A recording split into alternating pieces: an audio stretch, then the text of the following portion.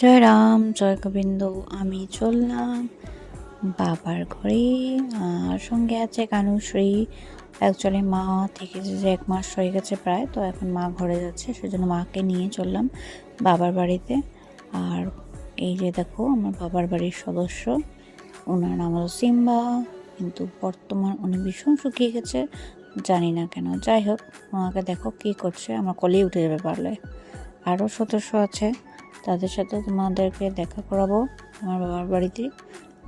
তো গেটের বাইরে দাঁড়িয়েছিলাম, তো এই যে আরও সদস্য দেখতে পাচ্ছ, এই যে পোয়ালি বিড়াল, আর ওই যে আরও দুটো আছে, 3জন আছে।